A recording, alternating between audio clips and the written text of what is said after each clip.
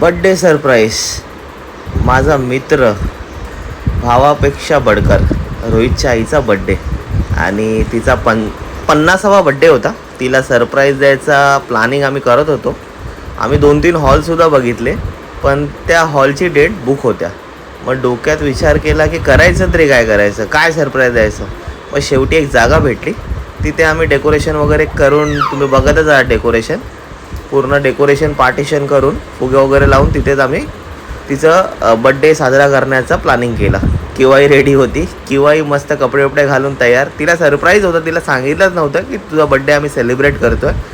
ती फुल शॉकमध्ये होती सगळं बघून. सगळ्या पाहुण्यांना आमंत्रणसुद्धा दिलं होतं आणि त्यांना सांगितलं की प्लीज तुम्ही तिला बोलू नका की आपण तिचा बड्डे वगैरे सेलिब्रेट करतो आहे. सगळ्यांना बघून ते एक शॉक होतं. ते एक येत होते, तिला भेटत होते. तिचे फ्लोअरवरच्यांनी पण तिला बोललं नाही, त्याबद्दल तुमचे खूप खूप आभार. जर तुम्ही सांगितलं असतं तर सगळा प्लॅन स्पॉईल झाला असता. खूप मेहनत केली होती ॲक्च्युली. आणि प्रणाली आणि रोहित ह्यांनी ठरवलं, त्याबद्दल तुमचेही खूप आभार की असंच आईसाठी काही ना काय करत राहा. ते खूप अनफॉर्च्युनेट असतं. आणि हा केक आणि हा तिचा स्टेज येऊन उभी राहिली. ती खूप ब्लश करत होती ॲक्च्युली आणि शॉक तर होतीच.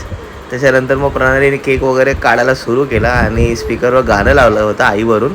तर त्याच्यावरून ते सगळं ऐकून तिच्या डोळ्यात पाणी यायला सुरू झाले. तुम्ही बघू शकता डोळ्यात पाणी यायला सुरू झाले.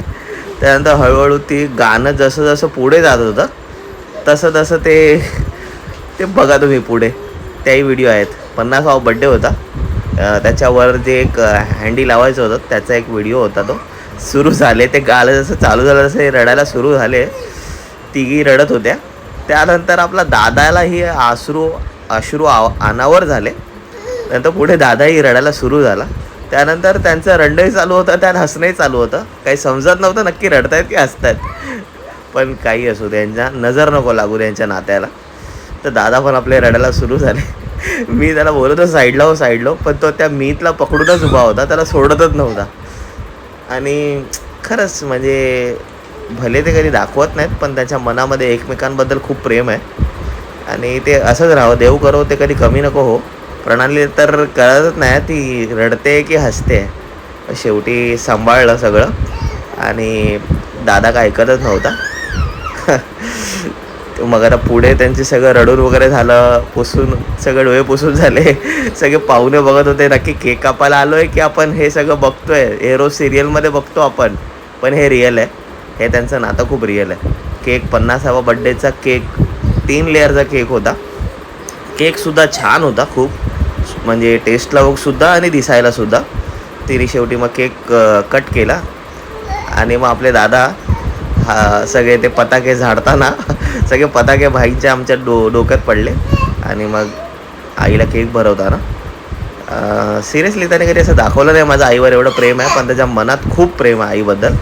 ते दिसतं, ते कधी कधी तो माझ्याशी बोलताना कळतं. ते ज्या हिशेबाने ते प्लॅन करतात, ज्या हिशेबाने सगळं करतात ना दोघेही, तर सिरियसली असंच असावं आईबद्दल प्रेम. ते कधीच कमी नको होऊ दे देवा, बस. आणि दादा आपले गन घेऊन फुल मास्टरपीसमध्ये बघू शकता तुम्ही. हा तिचा पूर्ण स्टेज. आणि आपले नंतर बड्डे गर्ल फुल एकदम जॉली, एकदम गनमध्ये. तिला सांगत होतं स्माईल दे. शेवटी मग तिने स्माईल दिली आणि खूप बरं वाटलं. आणि त्या हिशोबाने आम्ही तिचं सगळं पूर्ण बड्डे प्लॅन केला आणि तसं सक्सेसफुली झाला. तुम्ही तुमच्या आईसाठी असं काहीतरी सरप्राईज प्लॅन करा, तिला खूप बरं वाटेल. चला, थँक्यू सो मच, बाय.